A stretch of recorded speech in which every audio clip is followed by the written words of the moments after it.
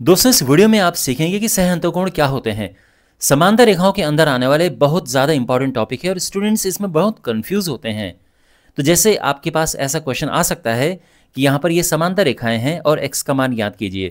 तो ये क्वेश्चन करने के लिए आपको सह अंतःकोण क्या हैं, इनका कॉन्सेप्ट क्या है, ये आपको आना चाहिए। तो इस वीडियो में बिल्कुल सरल भाषा में आप ये सीखेंगे। ओके, तो सबसे पहले तो ये समझो कि सह अंतःकोण क्या होते हैं, फिर उस क्वेश्चन पे हम वापस आएंगे। हमारे पास दो रेखाएं हैं और ये समांतर रेखाएं हैं, ए बी और दूसरी रेखा है सी डी। समांतर रेखाएं हैं, ये दिखाने के लिए हम इसमें ऐसे लगा देते हैं एक एरो। तो यानी ये समांतर है, ठीक है, ये बता रहे हैं कि समांतर हैं। और ये है तिर्यक रेखा जो दोनों समांतर रेखाओं को काटते हुए जाती है, ये तिर्यक रेखा है, ठीक है। अब इस प्रक्रिया में क्या हुआ कि इस प्रक्रिया में हमारे पास जो कोण बने हैं, टोटल 8 कोण बने हैं। 1 2 3 4 5 6 7 8, ये 8 कोण बने हैं इस प्रक्रिया में, यानी जब हमने समांतर रेखाओं को तिर्यक रेखा से काटा। अब यहां पर ये कोण 1 4 6 7, ये जो बाहर वाले कोण हैं इनको हम कहते हैं बाह्य कोण। तो बाह्य कोण इनमें कौन कौन से हैं? इसमें कोण 1 है, कोण 4 है, कोण 6, कोण 7, और ये हैं अंतःकोण। अंतःकोण है 2 3 5 8। तो समांतर रेखाओं के जो बाहर की तरफ कोण है वो बाह्य कोण हो गए और जो उनके अंदर की तरफ कोण है वो अंतःकोण हो गए। यह है तिर्यक रेखा, यह आपको मैं बता चुका हूं। तिर्यक रेखा के एक ही ओर के अंतःकोण को हम सह अंतःकोण कहते हैं। तो 2 और 5, कोण 2 कोण 5 यहां पर क्या है? तिर्यक रेखा के एक ही ओर के अंतःकोण हैं, तो ये हो गए सह अंतःकोण। इसी प्रकार से कोण 3 और कोण 8 ये भी तिर्यक रेखा के एक ही ओर के अंतःकोण हैं, तो ये भी हो गए सह अंतःकोण। तो तिर्यक रेखा के एक ही ओर के अंतःकोणों को सह अंतःकोण कहते हैं, ठीक है।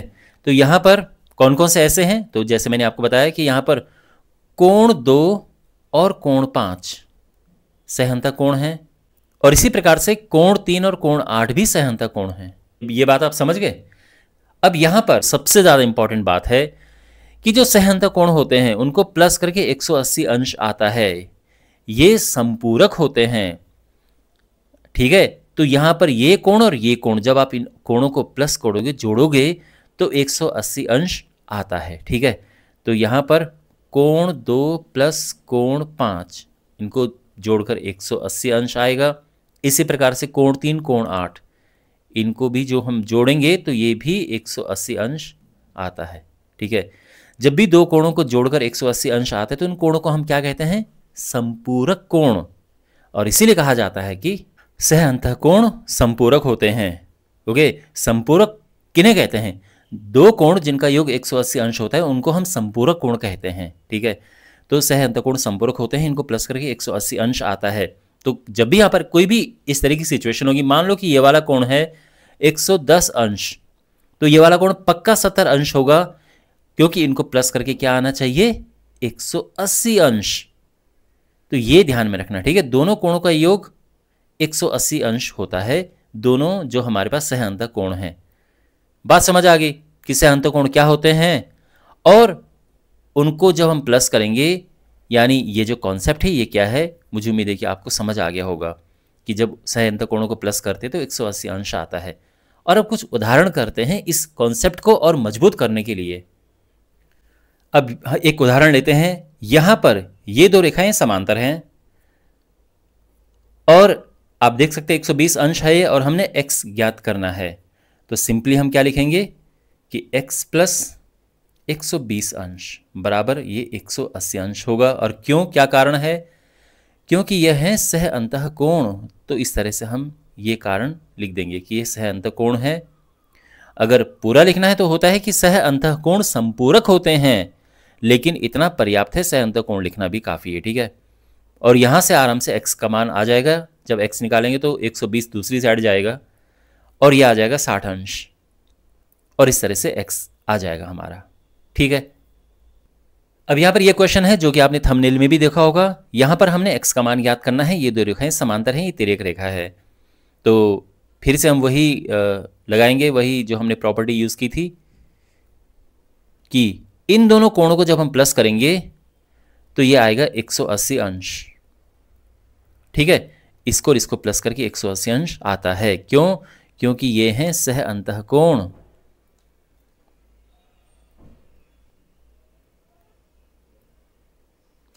ठीक है, और यहाँ पर ये x प्लस एक्स हो जाएगा 2x, 20 में से 10 माइनस हुआ 10 बचा, ये 180 अंश। अच्छा, 2x बराबर 170 और x आ जाएगा 2 से डिवाइड करेंगे हम, भाग देंगे यहाँ जाके तो 85 अंश आ जाएगा और ये हमारा आंसर है। और इस तरह से ये इसका मान निकलेगा। समझ गए आप?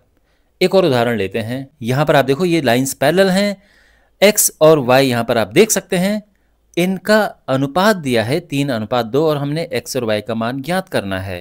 कैसे करेंगे? देखिए, देखो यहाँ पर x और y का अनुपात दिया है, वंडरफुल, लेकिन x और y का मान ज्ञात करने के लिए इनमें एक रिलेशन, एक संबंध होना जरूरी है, और वो है हमारे पास। क्या है? कि x प्लस वाई होता है 180 अंश। क्यों? क्योंकि सह अंतःकोण संपूरक होते हैं।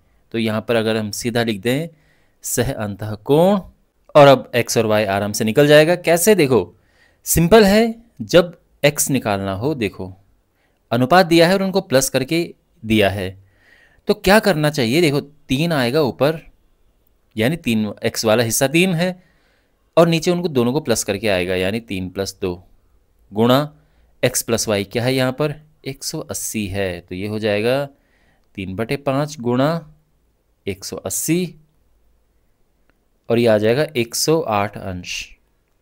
और y निकालेंगे, वैसे y तो डायरेक्ट निकल जाएगा, यहाँ पे अगर आप रखेंगे 108, x की जगह पे 108 रखेंगे और उधर लेके जाएंगे तो y आ जाएगा 72 अंश। और अगर आपको डायरेक्ट यहाँ से निकालना है तो y का हिस्सा क्या है 2 बटे, इनको प्लस करके नीचे लिख दो, गुणा जो यहाँ पर इनका योग है 180 अंश। ठीक है, तो 2/5 गुणा 180, और ये आ जाएगा 72 अंश। और इस तरह से x और y आ चुके हैं। ठीक है, तो मुझे उम्मीद है कि आपको सह अंतःकोणों का कॉन्सेप्ट अच्छे से समझ आया होगा, और जाते जाते अपने सामने जो आप ये क्वेश्चन देख रहे हैं इसको आप ज़रूर करना। ठीक है, कमेंट बॉक्स में अपना आंसर लिखना, जिससे मुझे ये लगे कि हाँ आपको ये टॉपिक समझ आ गया है। चैनल को सब्सक्राइब करें और वीडियो को शेयर करें अपने दोस्तों के साथ। मिलते हैं अगले वीडियो में। Take care.